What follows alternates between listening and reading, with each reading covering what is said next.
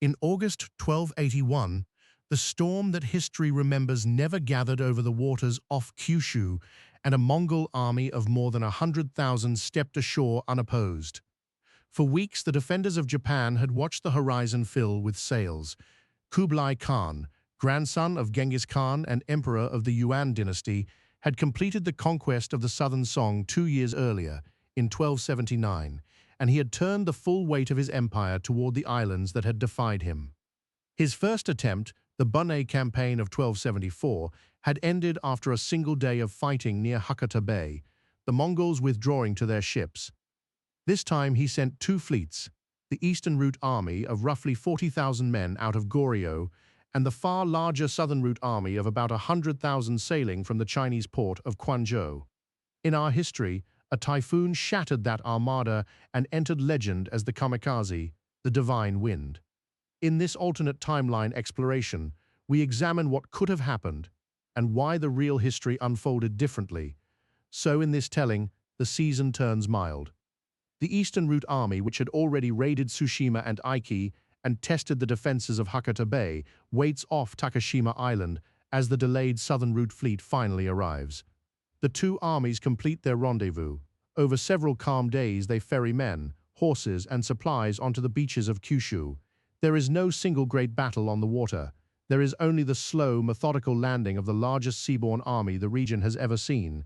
And what the samurai did not yet grasp was that the war they had prepared for was not the war they were about to fight. The stone wall along Hakata Bay had been Japan's great answer to the Mongol threat. After the shock of 1274, the Kamakura shogunate had ordered a defensive rampart raised along the shoreline, largely completed around 176. A barrier of packed earth and stone designed to break a frontal charge and deny the invaders a clean beachhead. Against the Eastern Route Army earlier that summer, it had done its work, blunting the assault and forcing the Mongols back to their ships. But a wall defends only the ground it covers. With their full strength ashore, the Yuan commanders simply declined to attack it. They put men ashore along undefended stretches of coast beyond the wall's ends, then moved inland to take the Hakata position from behind. The samurai of Kyushu, under commanders such as Shoni Kagasuke, fought with the ferocity that had marked them in 1274. But the Japanese way of war was built for sharp, short engagements, mounted archers, contests of honor and reward, not for holding a continuous front against a coordinated army that did not tire and did not leave. The defenders could win skirmishes. They could not be everywhere. The line dissolved into a patchwork, and by the campaign's second week, the invaders held the harbor and the plain around it. Word of the landings reached Kamakura within days, and the response fell to one man. Hojo Tokimune, the Shikan, the regent who held real power in the shogunate, while the emperor Go-Uda reigned in Kyoto, ordered a general mobilization. Warriors were summoned not only from Kyushu, but from across Honshu, called to march to a front hundreds of kilometers from their homes. Here, the shogunate's deepest weakness revealed itself. Kamakura's power rested on a bargain. Vassals held their land in exchange for military service, and that service had always been understood as brief, local, and richly rewarded. Now Tokimune was asking thousands of men to abandon their estates, cross mountains, and fight an open-ended war on someone else's coast. Some came at once. Others delayed, bargained, or sent fewer men than they owed. The roads filled with armies moving slowly and at ruinous expense. Tokimune held the system together by force of will, but every week revealed how much that system had been designed for a single decisive clash, and how little it was built to sustain a long war. The campaign that followed would test not the courage of the samurai, but the machinery of the state that commanded them. By the autumn of 1281, the war had hardened into something neither side had planned. The Yuan held a coastal enclave around Hakata, the bay, the ruined wall, the port, and a band of the surrounding plain. Goryeo shipping kept it supplied, ferrying grain and reinforcements across the Tsushima Strait from the vassal kingdom, whose King Chungyil had furnished so many of the campaign's ships and sailors. Fan Wenhu's southern troops and Kim Bang-gyong's Korean contingent dug in and waited. But the invaders could not break inland. Kyushu's mountains funneled any advance into narrow valleys where samurai cavalry and archers turned every ridge into a killing ground. The Mongol strength, massed cavalry, overwhelming numbers in open country, counted for far less in broken terrain, held by men who knew every path. And the Japanese, for their part, could not dislodge an entrenched enemy who was resupplied by sea faster than he could be bled. The result was a stalemate with a coastline. A foreign province now existed on Japanese soil, and no one could yet say how long it would last. Empires are not patient with wars that do not end. Kublai Khan had ordered and funded the invasion of Japan as one campaign among many, and as the 1280s war on his attention drifted elsewhere, to costly expeditions into Diverging and Champa, to the long frontier of Southeast Asia, to the endless administration of the largest empire the world had known.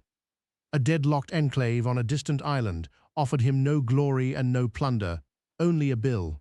So the reinforcements thinned.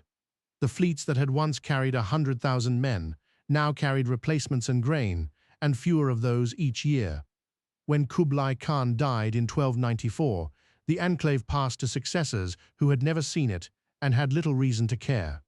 What had been launched as the conquest of Japan settled into something far smaller, a neglected garrison on a foreign shore, holding ground out of habit because no one had decided to leave.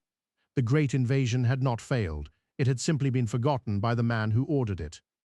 For the samurai, victory of a kind was its own disaster. They had not been conquered, but they had not won either, and the difference would poison the shogunate for generations.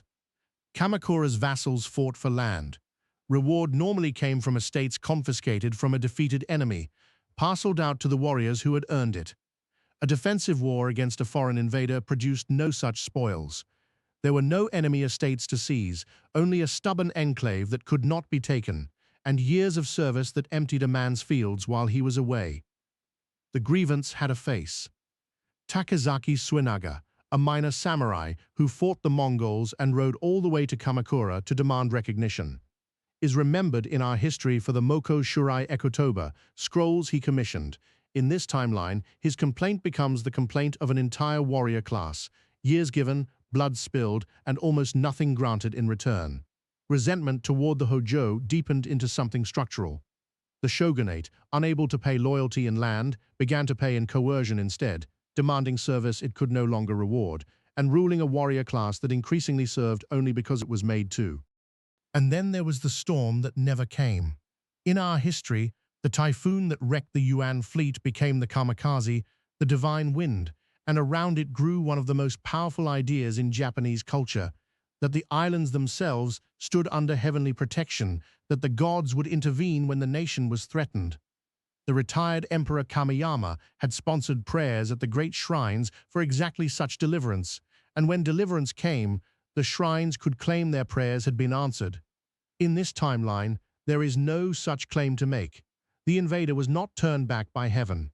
He landed, and he stayed, and he had to be fought on the ground year after year. The shrines and the court could point to no miracle. The comforting idea of a land specially favored by the gods finds little soil to take root in. Japan in this telling does not learn that it is protected. It learns instead that it is exposed, and that no wind will come to save it. The enclave near Hakata did not last forever, but its legacy did. Long after the Yuan presence faded, and later Korean traders and garrisons came and went, the Tsushima Strait remained what the invasion had made it, a contested, garrisoned waterway, a front that never fully closed. The sea that Japan had once treated as a moat had revealed itself as a road, and roads run both ways. Japanese rulers in the centuries that followed could not afford the older indifference to the coast. Sea power, coastal fortification, the watching of the straits, these became permanent concerns of the state, rather than afterthoughts taken up only in a crisis. A country that in our history learned to believe the ocean would defend it, instead learned that it must defend the ocean. It is worth remembering how narrow the margin truly was. Change the weather of a single August week, and the divine wind becomes only weather, and a people who believed themselves chosen discover, instead, that they were merely fortunate.